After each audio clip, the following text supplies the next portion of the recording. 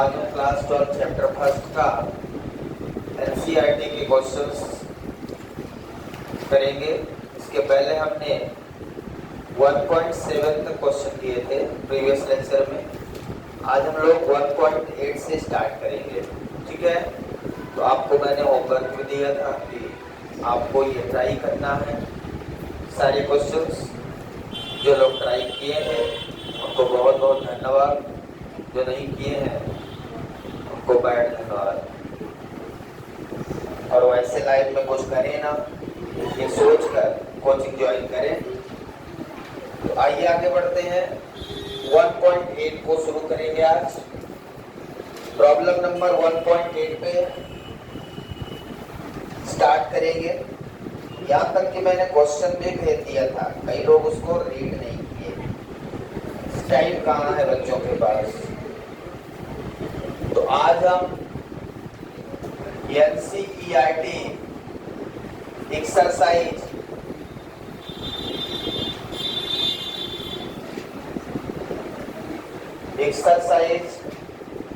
के क्वेश्चंस करेंगे। 1.7 तक हमने कंप्लीट किया था। आज प्रॉब्लम 1.8 सॉल्व करेंगे, ठीक है। 1.8 प्रॉब्लम है 2 point charges QA 3 microcoulomb and QB minus 3 microcoulomb are located 20 centimeter apart in vacuum। यहाँ पे 2 पॉइंट चार्ज है, point A point B। QA दिया है 3 माइक्रोकूलम, QB गिवन है -3 माइक्रो। सबसे पहले ये समझ में आ रहा है आपको कि ये डाइपोल है। इक्वल एंड अपोजिट चार्जेस जब भी दिखे तो ये हमें पता होना चाहिए कि जो चार्ज है वो डाइपोल है। माइक्रोकूलम को कूलम में यदि कन्वर्ट करेंगे तो -6 कूलम हो जाएगा। और इनके बीच की जो डिस्टेंस है, जिसे हम डाइपोल लेंथ कहते हैं, वो कितना है? 20 centimetre. What is the electric field at the mid point O at the line AB joining the two charges। यहाँ पे जो डिस्टेंस है हमारा वो 20 सेंटीमीटर है। यदि इसका मिड पॉइंट O है तो डिस्टेंस हाफ हो जाएगी, ठीक है ना। अब मुझे इस पॉइंट पे क्या निकालना है? Electric field intensity. Electric field intensity find करना, ठीक है। कहाँ पे? Mid point. कैसे फाइंड करेंगे इलेक्ट्रिक फील्ड इंटेंसिटी? यदि आप चाहें तो यहाँ पे इस पॉइंट पे फाइंड कर सकते हैं। कौन सी मेथड लगाकर? Coaxial position. कोएक्सियल पोजीशन को लगाकर आप सॉल्व कर सकते हैं, या दोनों पॉइंट चार्ज के कारण इलेक्ट्रिक फील्ड निकालकर यहाँ पे ऐड कर देंगे। ध्यान से देखें, यदि ये प्लस चार्ज है तो इससे इलेक्ट्रिक फील्ड हमेशा बाहर क्यों निकलेगी? निकलेगी कि नहीं? और ये माइनस चार्ज है तो इससे फील्ड बाहर से अंदर आएगी। और आपको यहाँ पे इलेक्ट्रिक फील्ड इंटेंसिटी चाहिए। तो आपके पास दो केस है, दोनों में से कोई भी एक केस सॉल्व कर सकते हैं। तो सबसे पहले चाहे हम electric field intensity due to dipole लगा के पॉइंट चार्ज का दोनों का फाइंड कर लें और फिर नेट इलेक्ट्रिक फील्ड। तो सबसे पहले आपको क्या करना है?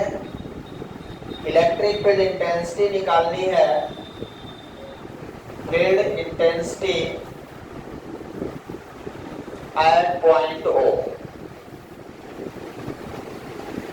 तो इसमें हम कैसे फाइंड करेंगे इलेक्ट्रिक फील्ड इंटेंसिटी? सबसे पहले पॉइंट A के कारण electric field intensity due to point charge. 2 point charge से डाइपोल बनता है। कितने पॉइंट चार्ज से डाइपोल बनता है? 2 point charge equal and opposite हो। तो यहाँ 2 पॉइंट चार्ज हैं, फार्मूला लगा दें। सबसे पहले electric field intensity due to QA charge, QA point charge. कौन सा फार्मूला लगाएंगे?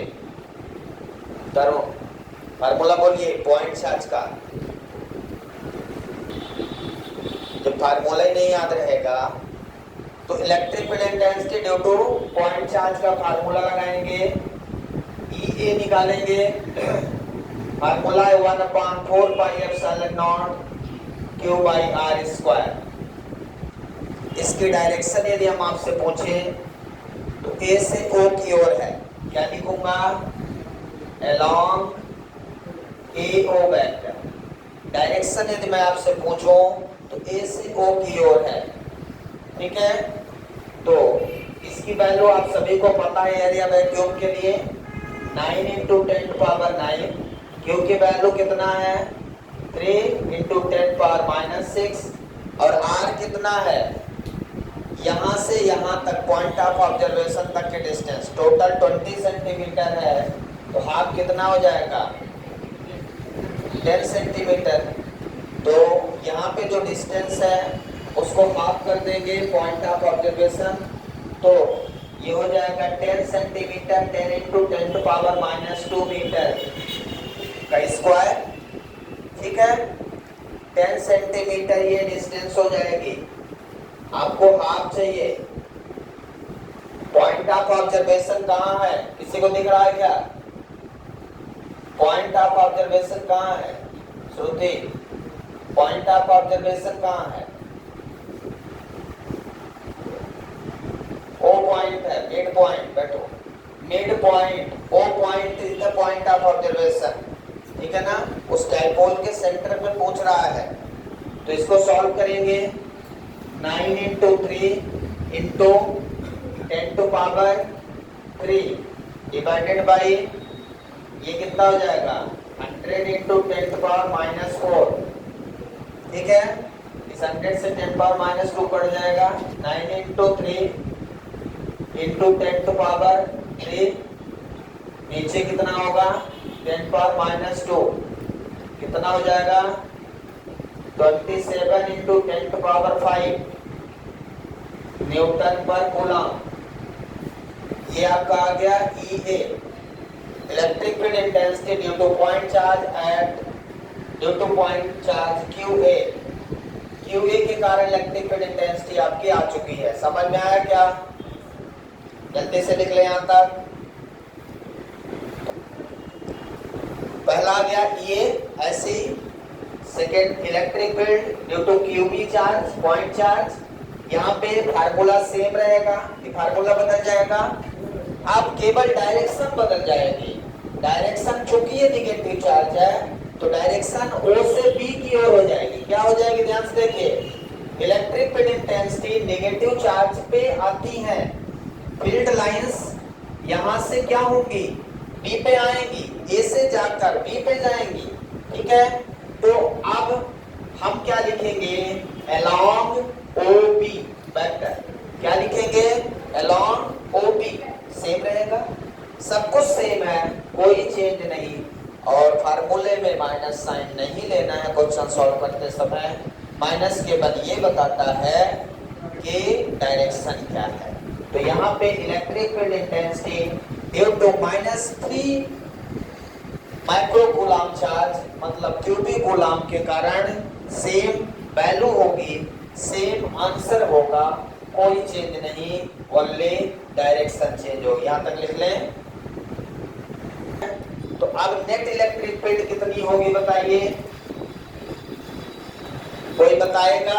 Net electric field at point O, बोलिए। Net electric field intensity at point O।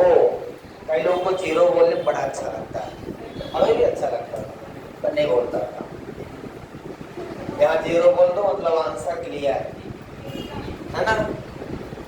Electric field intensity at point O पे 0 तब हो सकती थी जब दोनों लाइक चार्जेज होते। यदि अनलाइक है तो एक से फील्ड निकली दूसरे पे चली गई, तो क्या यहाँ फील्ड नहीं है?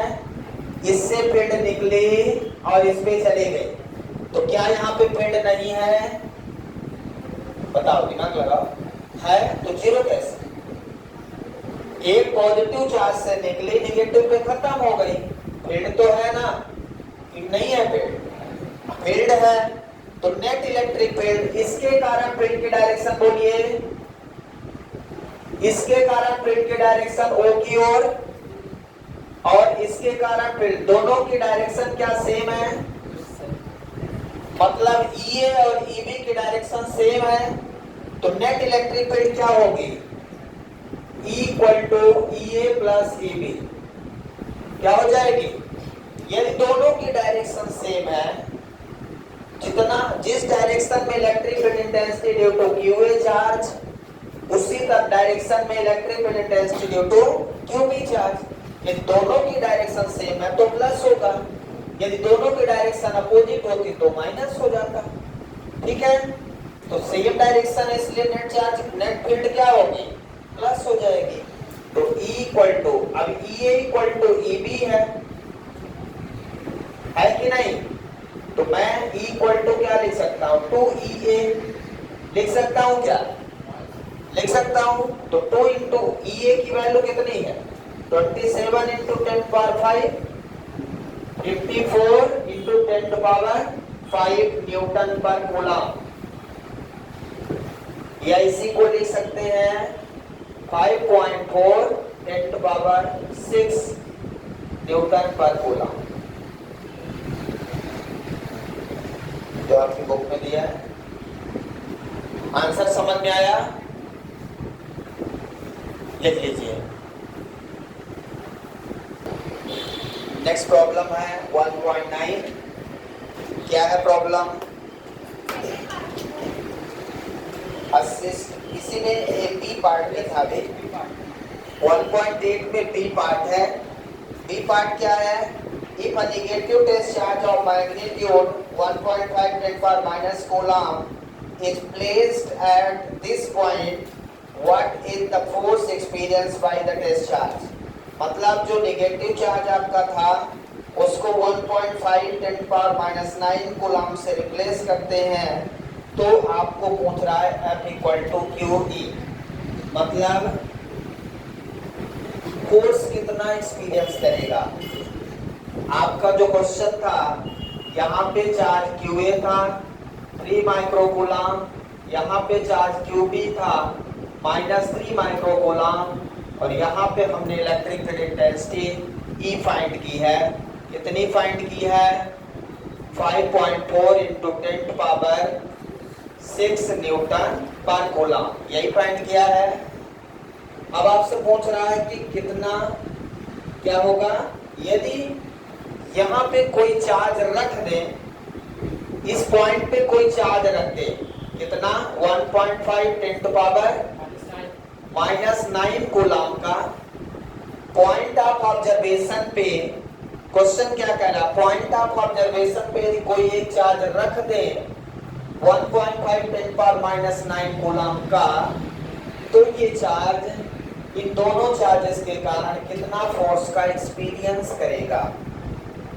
फोर्स का एक्सपीरियंस कितना करेगा? कितना फोर्स लगेगा इस चार्ज पे?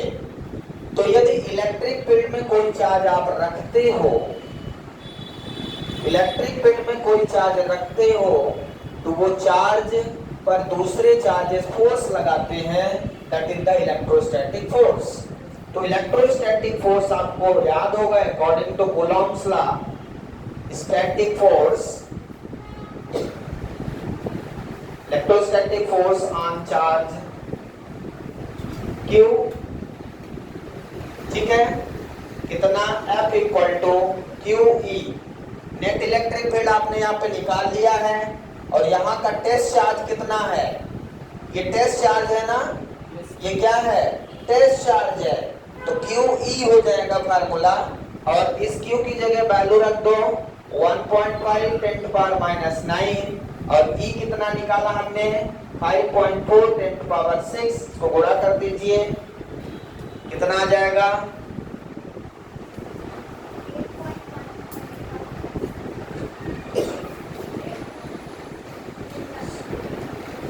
8.10 10⁻³ ठीक है।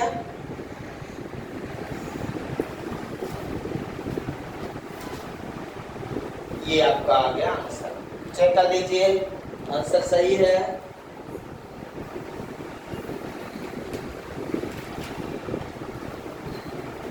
इसके बाद प्रॉब्लम नंबर 1.9 है, सभी लोग पढ़ेंगे। A system has two charges QA and QB located at point 0 0 minus 15 0 0 plus 15 respectively. What are the total charge and electric dipole moment of the system? ध्यान से देखिए, यहाँ पे कोऑर्डिनेट गिवन है, हमारा कोऑर्डिनेट x y z होता है। Coordinate का नाम आपने पहले बार 9th में पढ़ा होगा, नहीं पढ़ा तो कोई बात नहीं, बहुत परेशान नहीं होना है, या नहीं पढ़ा तो नहीं पढ़ा, आगे समझने की ज्यादा जरूरत भी नहीं। एक्स वाई जेड कोऑर्डिनेट हो गया। अब जो कोऑर्डिनेट आपको गिवन है, क्वेश्चन है system has two charges QA and QB located at point. QA कहाँ रखा है? 0 0 minus 15। देखो कोऑर्डिनेट हम हमेशा एक्स वाई जेड के रूप में लिखते हैं। किस रूप में? एक्स वाई जेड, इसमें पहला कोऑर्डिनेट गिवन है 0 0 minus 15, मतलब जेड का नेगेटिव एक्सिस। यदि ये जेड का पॉजिटिव एक्सिस है तो इसके पीछे जेड का नेगेटिव एक्सिस होगा। यदि ये एक्स का पॉजिटिव एक्सिस है तो इसके पीछे जेड का एक्स का नेगेटिव एक्सिस होता है। तो ये जेड का पॉजिटिव है तो जेड का नेगेटिव यहाँ पे है, वो पॉइंट है आपका ए पॉइंट, जहाँ पे 0 0 minus 15 मीटर का सेंटीमीटर का डिस्टेंस दिया है। ठीक है, पहला पॉइंट जहाँ पे चार्ज आपको गिवन है कितना? 2.5 10⁻⁷ कूलम। क्लियर है? दूसरा चार्ज गिवन है 0 0 plus 15 सेंटीमीटर पे। दूसरा जो चार्ज दिया है पॉजिटिव जेड एक्सिस पे एक बी पॉइंट है, जहां का पॉइंट जो होगा 0 0 plus 15 सेंटीमीटर, और यहाँ का जो चार्ज है वो -2.5 10⁻⁷ कूलम। अब आप बताइए, एक चार्ज पॉजिटिव है, दूसरा चार्ज नेगेटिव है। ठीक है, एक चार्ज पॉजिटिव है, दूसरा चार्ज क्या है? दिख रहा है क्या? इक्वल है कि अपोजिट है? इक्वल भी है और अपोजिट भी है। क्या है? इक्वल भी है और अपोजिट भी है, मतलब ये डायपोल है। डायपोल समझ पा रहे हैं आप? डायपोल नहीं समझते? डायपोल का मतलब इक्वल एंड अपोजिट चार्जेस। तो QA और QB दोनों इक्वल एंड अपोजिट हैं। जेड एक्सिस में ये -15 मीटर यहाँ से यहाँ तक की डिस्टेंस और +15 मीटर यहाँ से यहाँ तक की डिस्टेंस। मुझे डायपोल लेंथ चाहिए। क्या चाहिए? Dipole length. तो ये डायपोल लेंथ यहाँ से लेके यहाँ तक की जो लेंथ है, ये क्या है? Dipole length. डायपोल लेंथ कितनी हो जाएगी? 15 इधर 15 इधर। डायपोल लेंथ को हम 12 से डिनोट करते हैं, दैट इज 30 सेंटीमीटर। कितना हो जाएगा भाई? 30 सेंटीमीटर डायपोल लेंथ हो जाएगी। क्यों हो जाएगी? क्यों हो जाएगी भाई? क्योंकि ये 15 है और ये भी 15 है, तो हमें -q से +q तक का डिस्टेंस लेना पड़ता है। -q से +q तक की डिस्टेंस डायपोल लेंथ होती है। किसी को पता है? अच्छी बात है। तो वो कितना है? कितना है? 30 सेंटीमीटर है। 15 इधर दिया, 15 इधर, मैंने निकाल लिया। पहला आपसे पूछ रहा है कि नेट चार्ज कितना होगा। आपको याद होगा जब मैंने डायपोल पढ़ाया है उस दिन मैंने आपको बताया है कि डायपोल का नेट चार्ज 0 होता है। कॉपी देखिए, उसमें लिखा होगा। तो net charge due to dipole कितना लिखा है? लिखा है क्या कॉपी में? कॉपी खोलिए, डाइपोल जहां है वहां पे लिखा होगा नेट चार्ज। नेट का मतलब चार्ज को तो हम सीधा ऐड कर देते हैं, क्योंकि चार्ज एक स्केलर क्वांटिटी है। चार्ज नेट चार्ज निकालेंगे तो QA प्लस QB, और QB निगेटिव में है और ये पॉजिटिव में, तो नेट चार्ज कितना हो जाएगा? 0। ये हमेशा इक्वल एंड अपोजिट होंगे, तो नेट चार्ज हमेशा क्या होगा? 0। और नेट फोर्स भी 0 होगा। आपको मैंने उसी डाइपोल को डिस्कस करते समय बताया था। यदि आप कॉपी खोलेंगे, नहीं पढ़ा होगा तो खोल के देख सकते हैं, और जिनके पास लिखा ही नहीं है तो क्या देखेंगे, वो ना देखें कुछ। पहला समझ में आया। दूसरा आपसे क्या पूछा है, what is the dipole moment. तो आपको याद है कि डाइपोल मोमेंट कैसे निकालते हैं? किसी को याद है डाइपोल मोमेंट का formula? Dipole moment equal to P into Q, Q into 2L, या QA लिखते हैं या QB।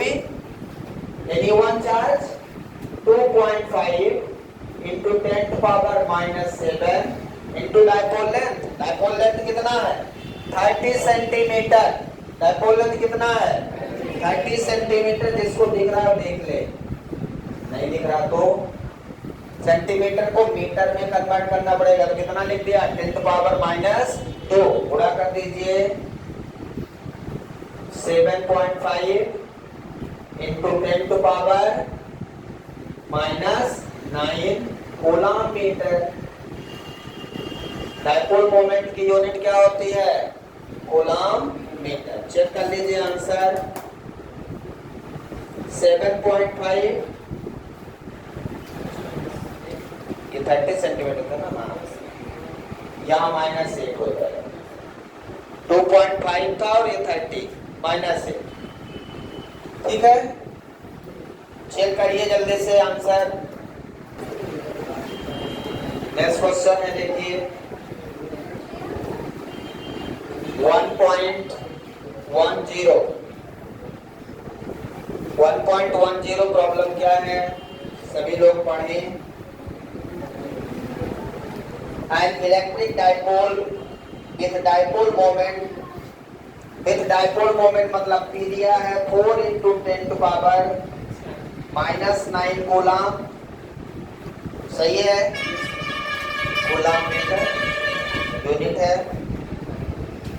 is aligned at 30 degree with the direction of uniform electric field of magnitude। Electric field दिया है 5 इंटू 10 पावर 4 न्यूटन पर coulomb. Question ये दिया है और पूछा है फाइंड टॉर्क। क्या पूछा है? टॉर्क। यूनिफॉर्म इलेक्ट्रिक फील्ड है इस तरह से, और आपको बता रहा है कि जो डाइपोल है वो 30 डिग्री पे रखा है। कितने डिग्री पे? 30 डिग्री पे।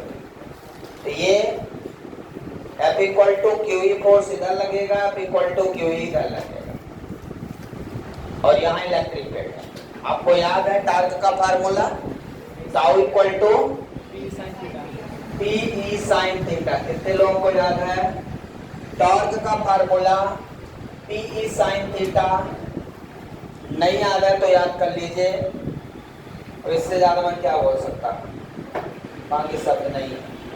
Tau equal to PE sine theta या P क्रॉस की आपको मैंने टॉर्क में डिराइव करके बताया था। यहाँ पे सब दिया है। P दिया है कितना? 4 into 10 to power minus 9। Electric field कितना दिया है? 5 into 10 to power 4 sine 30 degree. Theta कितना दिया है? 30 डिग्री।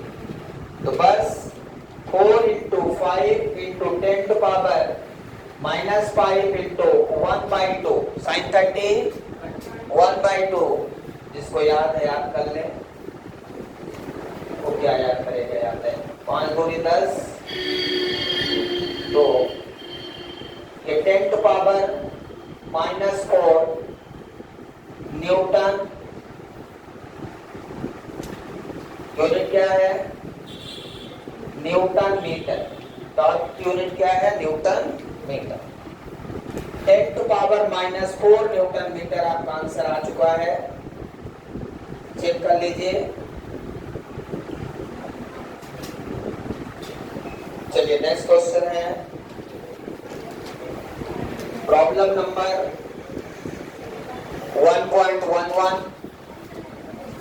सभी लोग एक बार पढ़ें, प्रॉब्लम को अच्छे से रीड करें और क्वेश्चन तब तक रीड करें जब तक समझ में ना आ जाए। वैसे भी एक बार में ही आ जाएगा, ऐसा कुछ है नहीं इसमें।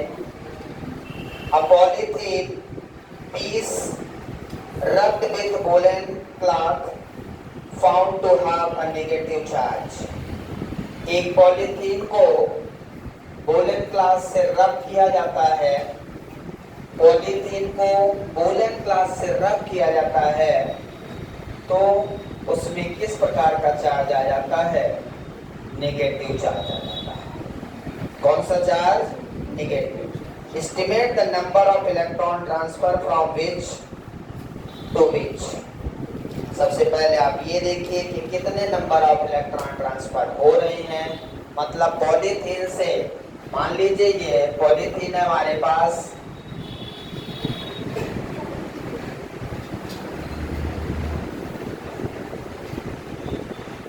पॉलीथीन है और यहीं पे एक वूलन क्लॉथ है, ठीक है ना। और दोनों को आपस में पकड़ कर रगड़ देना, ठीक है। ठीक है, पॉलीथीन से वूलन क्लॉथ को पॉलीथीन में रगड़ना है और रगड़ने से क्या होगा? चार्ज आ जाएगा। चार्ज कितना आ जाएगा? चार्ज कितना आ जाएगा? 3 × 10⁻⁷ कूलम का।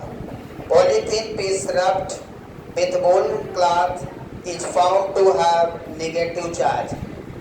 किसमें नेगेटिव चार्ज आ जाएगा? पॉलीथीन में। तो चार्ज कितना आ जाएगा? -3 × 10⁻⁷ कूलम ना।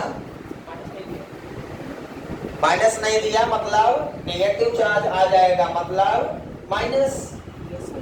चार्ज क्या होगा? Negative charge. इससे इसमें इलेक्ट्रॉन्स आ जाएंगे जब रगड़ेंगे तो, ठीक है। अब पूछ रहा है कि नंबर ऑफ इलेक्ट्रॉन्स क्या होंगे, आपको क्वांटाइजेशन लगाना है। यदि नंबर ऑफ इलेक्ट्रॉन्स पूछ रहा है तो सिंपल सा आपको पता होना चाहिए क्या करेंगे, आपको आंसर पहले ही पता हो जाए। तो क्वांटाइजेशन, नंबर ऑफ इलेक्ट्रॉन्स हम लोग क्या निकालते हैं? Q इक्वल टू यानी Q/E। Q दिया है 3 × 10⁻⁷, E है 1.6 × 10⁻⁹ कूलम। इसको सॉल्व कर लें तो कितना आ जाएगा? मान लो ये 30 / 16, ये ऊपर जाएगा +19 -7 13 आएगा। इसको कट कर लें,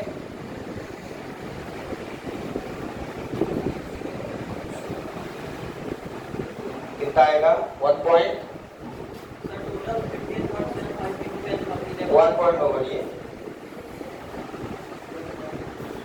1 पॉइंट में बोलिए आंसर। 1.875 10⁻12, ठीक है, इलेक्ट्रॉन। इसको 2 भी लिख सकते हैं। ये नंबर ऑफ इलेक्ट्रॉन्स आपके आ जाएंगे। क्लियर है सभी को? इतना समझ में आया? तो ये फर्स्ट का आंसर हो गया। बी पूछ रहा है is there a transfer of mass from wool to polythene. क्या जब आप वूल से पॉलीथीन को रब्ड कर रहे थे तो क्या वूल से पॉलीथीन में कुछ मास ट्रांसफर होगा कि नहीं, आपसे पूछ रहा है। वूलन क्लॉथ से पॉलीथीन में मास ट्रांसफर होगा कि नहीं, बोलो। वूलन क्लॉथ से पॉलीथीन में मास ट्रांसफर होगा कि नहीं? हाँ, थोड़ा सा मतलब कितना? बी का आंसर है यस। बी का आंसर क्या है? यस। जब एक बॉडी से दूसरे बॉडी को रब करते हैं तो इलेक्ट्रॉन का ट्रांसफर होता है। इलेक्ट्रॉन यदि जाता है तो स्वाभाविक इलेक्ट्रॉन का मास होता है। मास ऑफ इलेक्ट्रॉन कितना होता है? 9.1 10⁻³ kg। एक इलेक्ट्रॉन यदि बॉडी से चला गया तो इतना मास चला गया। तो रब करेंगे, चार्ज ट्रांसफर होगा तो मास तो जाएगा, लेकिन कितना मास जाएगा इससे इसमें, ये आपको निकालना है। मास ट्रांसफर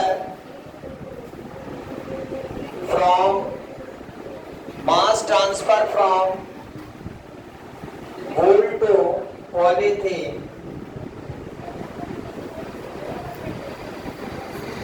इसको डेल्टा एम लिख दें। फार्मूला होता है mass of electron into number of electron. यदि किसी, फार्मूला याद रखिएगा, यदि किसी बॉडी से दूसरी बॉडी में इलेक्ट्रॉन का ट्रांसमिशन होता है तो उसका मास चेंज होता है। मास ऑफ पॉलीथीन इंक्रीज होगा, मास ऑफ वूल डिक्रीज होगा।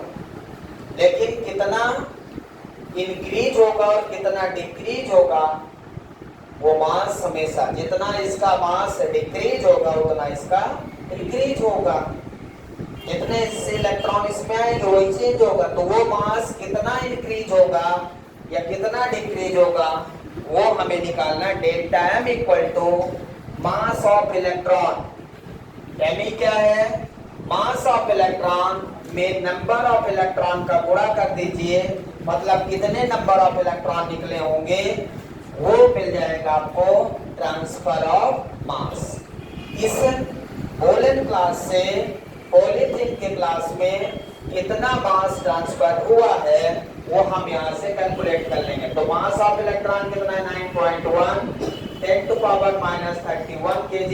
वेरी मोस्ट इंपोर्टेंट फार्मूला है। और नंबर ऑफ इलेक्ट्रॉन कितना है? 1.875 10⁻12। सोड़ा करें और बताएं कितना है आंसर। नियरली 2 उसको मान लेंगे, तो गुणा करके बताइए मुझे। 2 × 10⁻18 नियरली आएगा 2 × 10⁻18 किलोग्राम। केजी में मास है। इतना मास वूलन का पॉलीथीन में ट्रांसफर हो जाएगा। जब इलेक्ट्रॉन यहाँ से ट्रांसफर हो रहे हैं तो इसका मास भी वूलन से पॉलीथीन में ट्रांसफर हो जाएगा।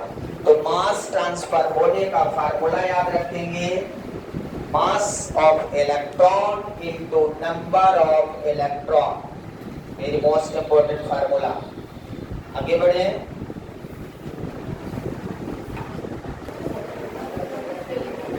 नेक्स्ट क्वेश्चन है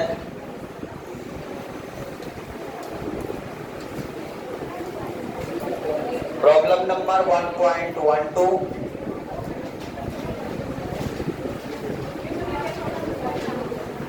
क्वेश्चन ये है, two insulated charge copper sphere A and B have their center separated by a distance।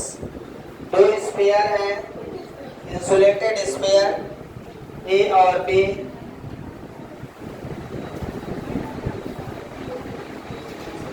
जिनके बीच का डिस्टेंस है 50 centimetre. Distance between them 50 centimetre. from the center. What is the mutual force of the electrostatic repulsion if the charge on each charge, यहाँ पे जो charge given है कितना दिया है, दोनों का charge 6.5 into 10 to power minus 7 coulomb. Electrostatic repulsion का मतलब यहाँ पे लाइक चार्जेस होंगे, जिसका भी सेम चार्ज दिया है 6.5 10 to power minus 7 कूलम। ठीक है। The radii of A and B are negligible compared to distance of separation। मतलब ये दोनों पॉइंट चार्ज है, डिस्टेंस के कंपैरिजन में इनका जो डिस्टेंस रेडियस है वो बहुत कम है और चार्ज पॉइंट चार्ज हो जाएंगे। ठीक है, ये बहुत कम गैप है। तो अब आपको फोर्स ऑफ रिपल्सन फाइंड करना है, ये आपसे पूछ रहा है। तो अकॉर्डिंग टू कूलॉम्स लॉ चलेंगे, दो पार्ट में ये भी। फर्स्ट पार्ट में फोर्स ऑफ रिपल्सन पूछ रहा है, तो अकॉर्डिंग टू कूलॉम्स लॉ चलेंगे। आपको याद होगा F equal to K Q1 Q2 by R square. तो Q1 ये हो जाएगा, Q2 ये हो जाएगा।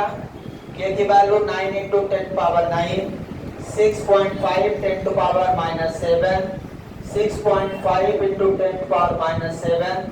दोनों चार्ज इक्वल हैं और डिस्टेंस 50 सेंटीमीटर है, मीटर में कन्वर्ट करेंगे 15 टू 10 पावर माइनस 2 मीटर या 0.5 लिख सकते हैं इसको। ठीक है, 0.5 का स्क्वायर। सॉल्व करिए इसको और आंसर कितना आएगा, 1.52 into 10 power minus 2 newton. 1.52 into 10 power minus 2 newton आ जाएगा। क्लियर है। इसके बाद इसका बी पार्ट क्या कहता है, what is the force of repulsion if each sphere is charge double the above amount and the distance between the ways half. क्या कह रहा है कि यदि चार्ज को डबल कर दिया जाए और डिस्टेंस को हाफ कर दिया जाए तो फोर्स ऑफ रिपल्सन कितना हो जाएगा।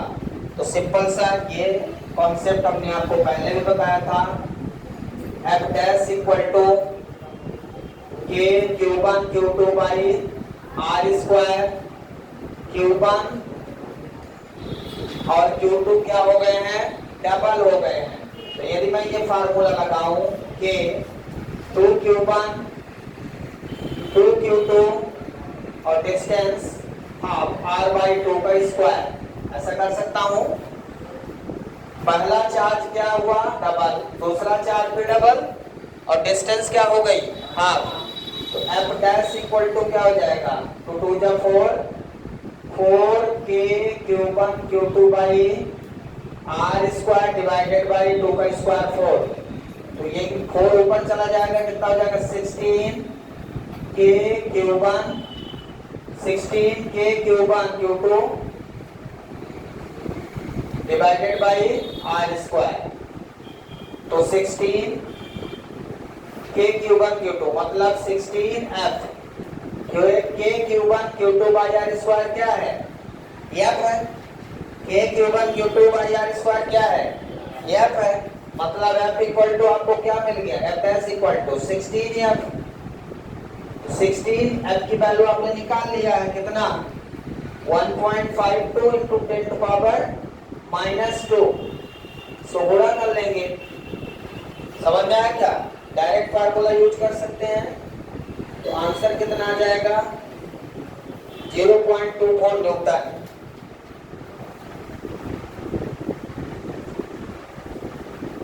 ये आ गया आपका answer. Thank you, have a nice day.